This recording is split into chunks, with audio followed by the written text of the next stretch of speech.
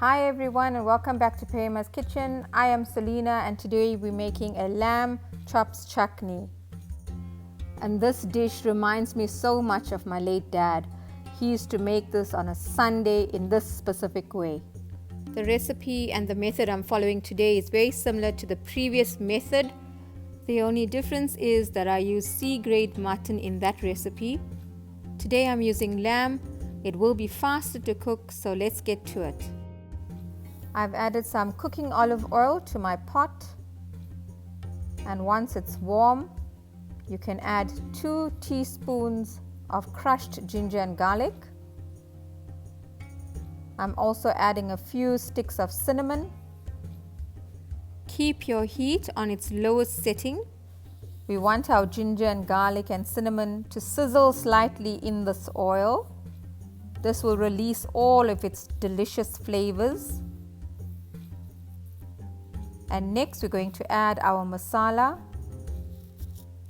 I'm adding 2 heaped tablespoons of masala, and I'm using Nagiahs Everyday Masala, followed by 1.5 tablespoons of Kashmiri chili powder. Today I'm using hot. A heaped teaspoon of roasted Dhania powder, and a leveled teaspoon of turmeric. Again, just a reminder to keep your heat very low. We want our masala and spices to warm up in this oil, but we don't want it to burn. And once we've given it a few seconds, we're going to follow through with adding all of our lamb pieces. And today I'm using best in lamb chops. If you have not watched any of my previous videos, you're probably now wondering, why am I not making a tomato chutney first? And yes, generally if I'm making a mutton curry, chicken curry or lamb curry, any curry for that matter, I always have a tomato chutney base. I do find using this method, it gives your chops chutney a very deep, intense flavor. My preference is to use a C-grade mutton. Both the flavors of a C-grade mutton and a B-grade mutton is very deep in comparison to lamb. But I love my lamb chops chutney as well, and therefore I am following the same method.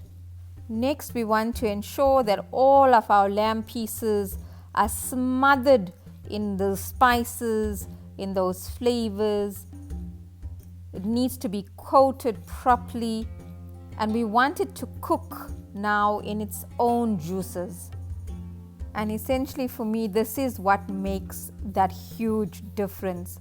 It's getting your lamb or your mutton to cook in its own juices, and then the spices are there to uplift that flavor and make it so much more flavorful. And because lamb won't take very long to cook, I am now going to add my salt to taste.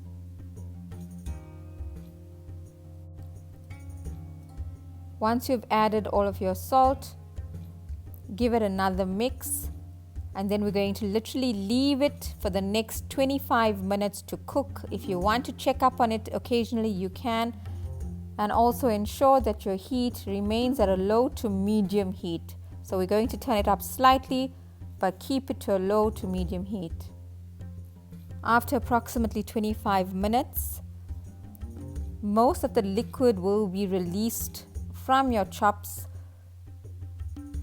and you need it to continue to cook in these juices.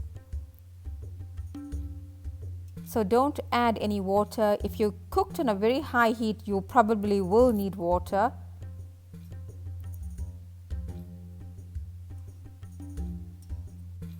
At this point, if you feel like you need it to cook a little bit further in those juices, you can close the lid and leave it for another 5 more minutes. I am now happy, so I'm going to proceed to add the rest of my ingredients.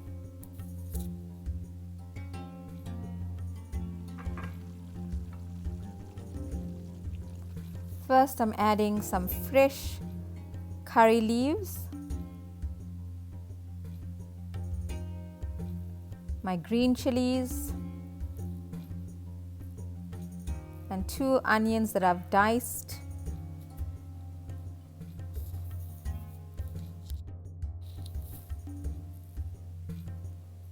As well as about 4 to 5 tomatoes. Now, if you prefer to grate or liquidize your tomatoes, you can go ahead and do that. I do prefer it diced and then for it to cook together with the juices. I've also added half a teaspoon of sugar, and that's going to balance the acidity and balance the flavors in your chutney. And mix everything properly. Mix your tomatoes, your onions into all of that delicious gravy, all of that yummy juices. We are then going to leave it for a further 10 minutes so all the flavors are incorporated. And if you're feeling for more of a dry chopped chutney where your onions are slightly caramelized, I also love that. Once you've given your chopped chutney that final 5 minutes, then leave your lid open. The liquid will start to evaporate and your onions will slightly caramelize. I'm now ready to garnish with some fresh dhania, coriander, and you can serve with fluffy white basmati rice, you can serve with roti. But my favorite memory is having it with white buttered bread on a Sunday morning as soon as my dad has finished cooking. If you're following Never Hungry, you can have it with a crisp salad, and please have some extra lamb chops. And if you've tried any of my other recipes, you will know I am all about the flavor. The flavor surpasses the aesthetics and presentation. And this time it's no different. As usual, all the ingredients used will be found in the drop-down description below. Please subscribe.